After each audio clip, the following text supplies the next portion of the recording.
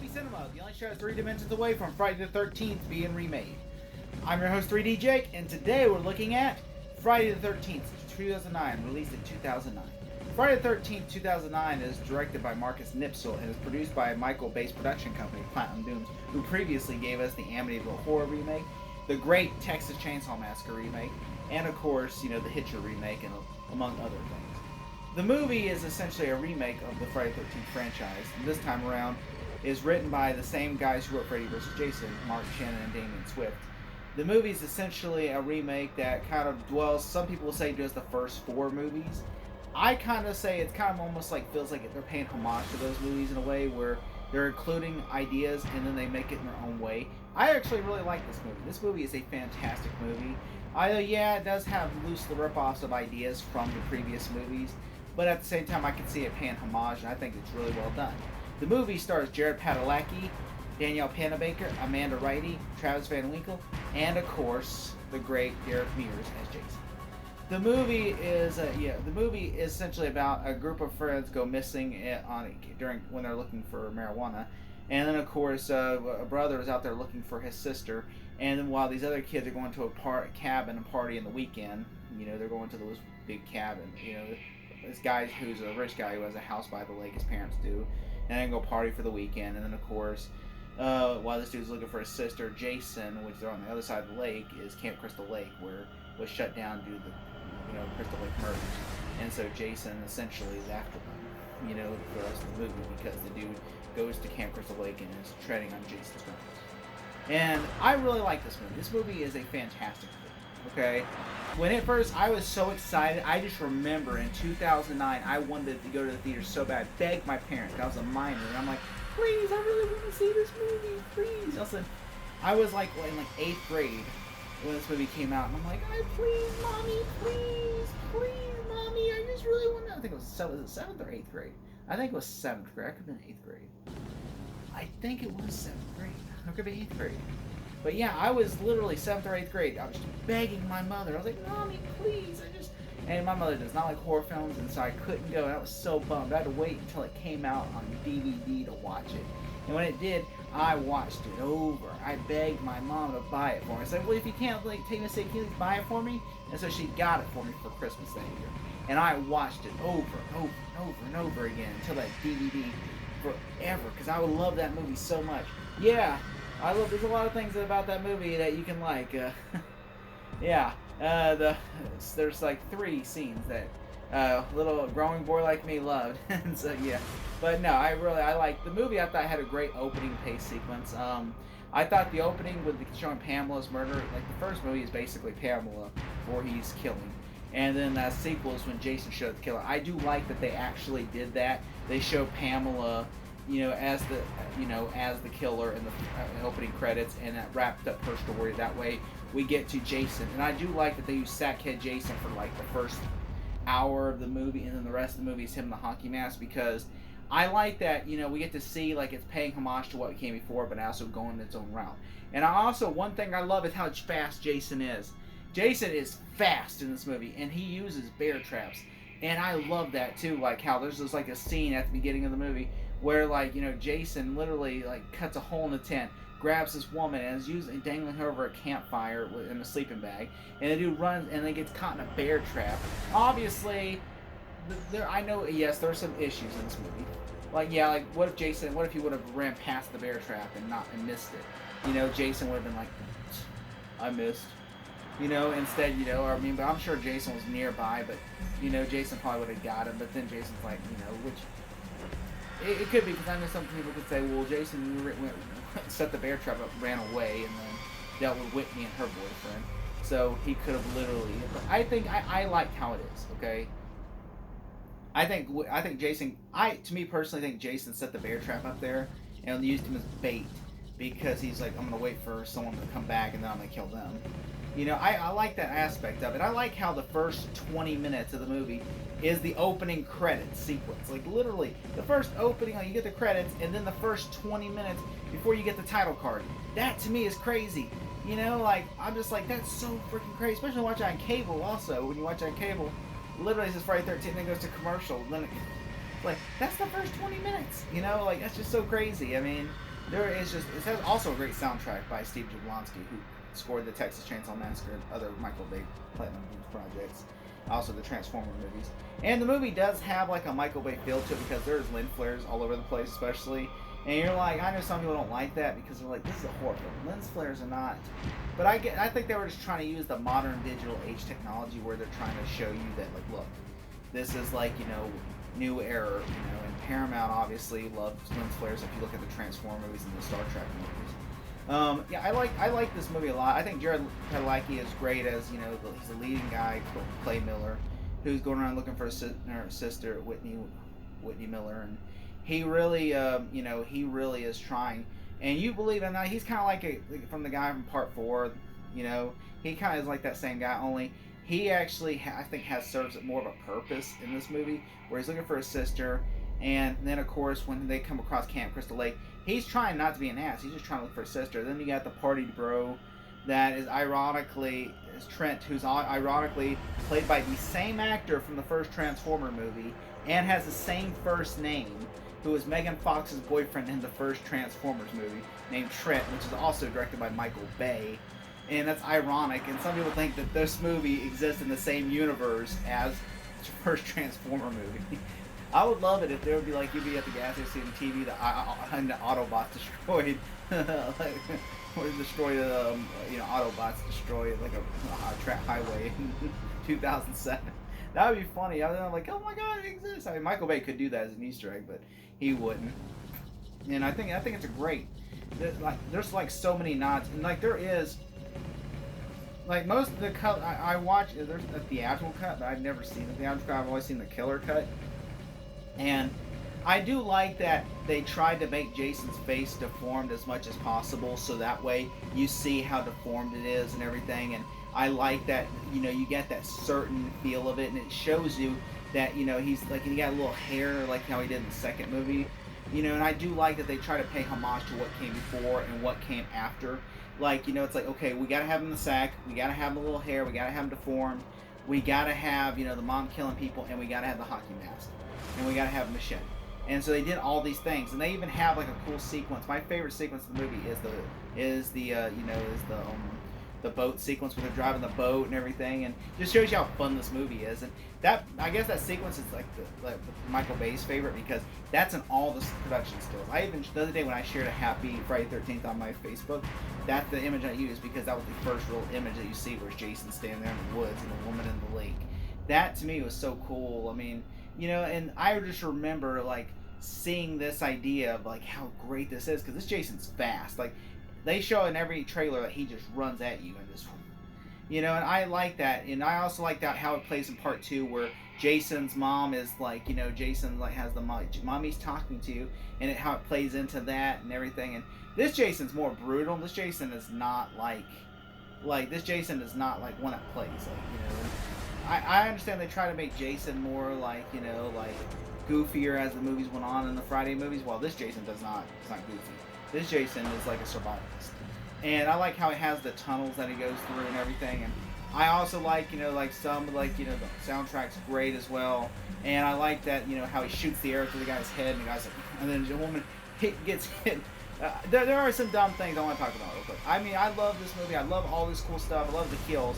But there are, and I will say before I talk about my negatives, I also like the kill with like Trent, where like he runs and all of a sudden Jason's right behind him, he stabs him, and then he puts him on the back of the tow cord, and he's just dragging his dead body, and Jason just sits there. And I'm like, that shot just sits on Jason. I'm like, oh man, that's a cool shot. And I also like how Jason's sitting on top of the house, and like when the cop comes and just jumps down and goes, like that's just a cool kill too. And how Jason throws the axe, and just the cool. This movie has fantastic kills. It's got great cinematography, great direction, great acting. It's even got a great storyline, and it got great soundtrack. This movie has a lot of cool things. Like, the deaths are really creative, and like Derek Mears even nominated for a Best MTV Villain Award because he was so great as Jason. And also, like, everyone seemed to have a fun time on this movie, and he even made a joke that he was like, he told his friend, yeah, I'm just killing some teenagers, and they're like, what? Like, he really enjoyed playing Jason. I always wish he had played Jason again. I do think that there are some jokes that don't land, like, the guy, like, to me, like, You know, like the guy from Disturbia, he plays one of the, the guy who plays Shia LaBeouf's friend from Disturbia. He plays like one of the goofy guys in the movie who literally is there just for the comedic laughs and everything. And he's kind of like the Shelley of part 3, and he basically is like there just to like be goofy and get killed by Jason. And so like I just thought that was kind of goofy of him. Like I was like, oh man, this dude's just there to be goofy and drinking out of a shoe, and then he goes, like, he falls over, and then goes in the thing, and then he sees Jason, and then says, oh, here's your hockey stick, and I'm like, why would you even think that somebody, like, just run? And instead, Jason literally he tries to stab Jason with a screwdriver, and Jason turns around and stabs him in his throat and kills him. I'm just like, that to me is crazy. I'm just like, just run, And also, I do like that, that it turns out he had a fun time on set, and it turns out Derek Mears said when he actually was doing this, he said he was trying to, he thought he was choking because they said the fake blood was in his mouth, and he was doing this, but it turns out, he's like, are you okay, man? And the guy says, no, I'm trying to get it come out of my nose, too. I'm trying to go back so it can go in my sinus and come out of my nose. And he goes, man, you are way too committed to this. I mean, I thought that was just funny, and apparently, like, it was fun set and everything, and also apparently this movie did have some reshoots. Like there were some scenes that were originally cut, like Jason's how he gets the hockey mask was reshot because apparently originally in the theatrical cut, or not the theatrical cut, but just in a different cut, Jason literally there was a guy, the one I was reading, the one I was reading the porno mag. Apparently in the theatrical cut we see, obviously Jason literally like stabs him, like slices his throat, and then mask gets ripped off, and then he sees the hockey mask and puts it on. Well, originally the guy had the hockey mask on, and then Jason comes down with the kerosene, drops the kerosene, and then cuts his head, decapitates him, and then holds his head, and then the head falls out of the hockey mask, and he holds the hockey mask, and then puts it on. I thought that was cooler, but I understand that, I understand that they wanted to make it, I guess, more like, they had to show, like, why would he abandon I guess they wanted to show him ripping it off. I don't know. I thought that was cooler and explained more and felt more gaps in it. It was fine. But yeah, and also I do like how he booby traps and everything. I like that how he has, like how if you run around he can hear bells ring so he knows where you're at, and all the time he's a survivalist, Jason. I like that and everything. And I also like, but I do think that also like some of the characters though are cartoonish. Like for instance, like Nolan, who basically is there just to make, he's also, like, there's two people that make jokes in the movie, Nolan and then other dude from Disturbia. Nolan's like, yeah, sure, man, I'll pump, I get also a wicked good blowjob, too. And then he said, don't take my boat, man. And then, like, all of a sudden, and then he's driving the boat, which, by the way, Trent shouldn't see like him because it's a big lake, and you can see Trent said, he's in my boat, And also, when he gets shot in the head, he goes, his death is so funny. He gets shot in the head, he goes, and then dies. Like, that's so stupid, it's funny. And then the woman could have swam out the way, and then she gets hit by the boat. And I'm just, and apparently, apparently, she also had, apparently her death was altered, because they wanted to get, a more boobier shot of fake, with, apparently they wanted to get fake boobs, and so apparently her death was different in the original cut, but then they wanted to make it a more boobier cut. I like this movie, but I thought that was dumb too. And also, which is kind of funny, that Jason, which she's actually a musician. With Willa Ford, she was a musician. She had a song called "I Want to Be Bad." I thought that was always funny, and this dude, okay, gets a frying pan because his best friend's out there and just gets killed by Jason. Goes out there with a frying pan, runs out there with a frying pan, using it as a shield. No weapon, just a frying pan. And then once he sees Jason, and then Jason basically, he's like, get off me! Take that, motherfucker! And then Jason, by the way, when you see Jason, you should try to do zigzag or something, because he throws it and you run, he misses. Instead, he just runs in the direction Jason throws and then gets hit by the axe. So I'm like, you deserve to die then, because obviously, if I saw someone axe, I'd try to zigzag so it would mess him up. And he can only see with one eye, so obviously you have a really good shot at him missing.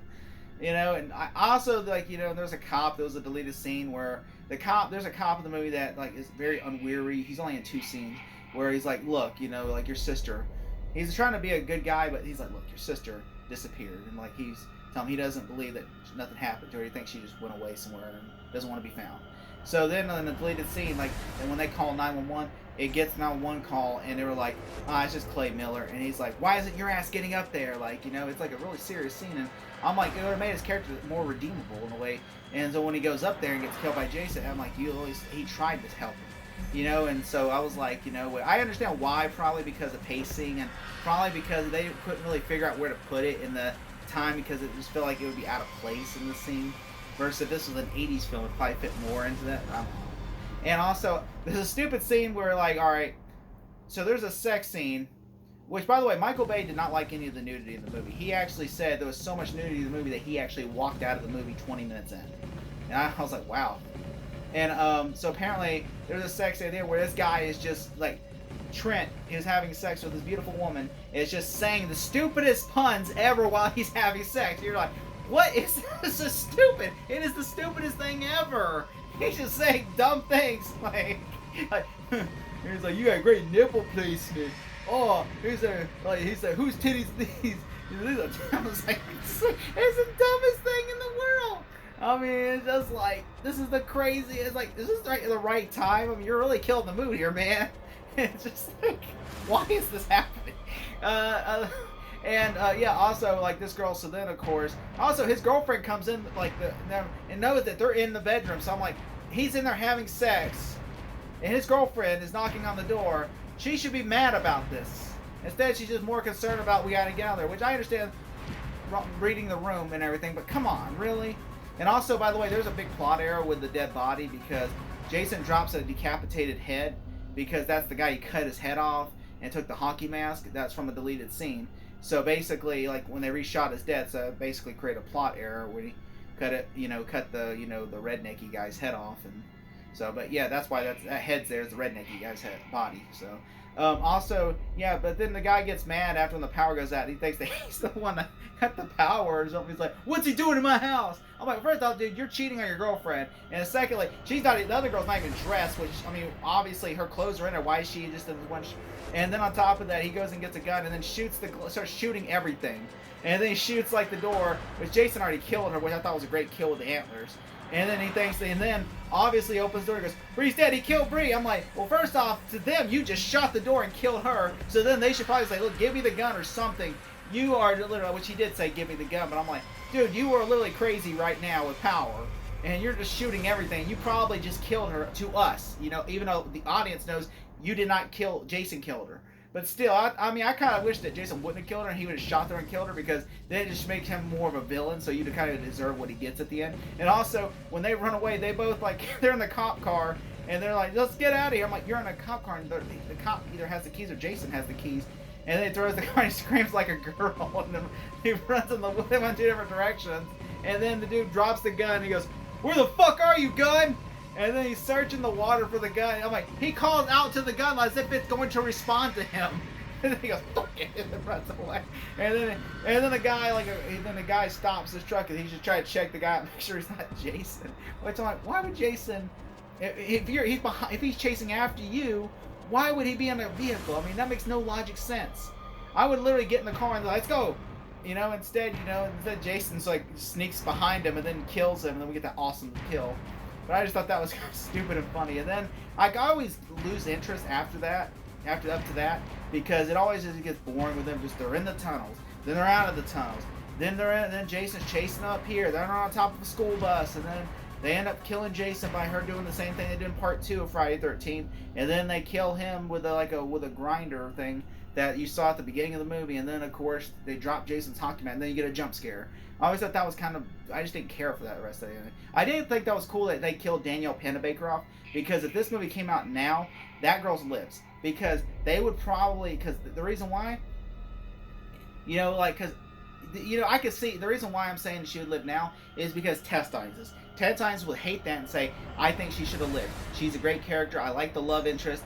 Them 3 should live. I guarantee you that's what it would have been. But now, instead, 2009, they didn't do test screenings really for this movie. And so I'm glad that they did not, because she would have lived. And I'm glad because it just shows you, it throws away your expectations where you're like, you expect her to live, and then it's just like, alright, she's dead. and it shows you that anyone can die in this movie. I even thought Jared Padalecki could die in this movie. I actually like that he doesn't die in this movie, but I'm glad that, I was expecting, because it's like, I like that it gives you, it subverts your expectations, and I like that about this movie. I really enjoy this movie. It's a fantastic film. I urge you all to check it out. If I had to give this movie a grade, I will give it an A. Thank you so much. His name was Jason, and today is his birthday.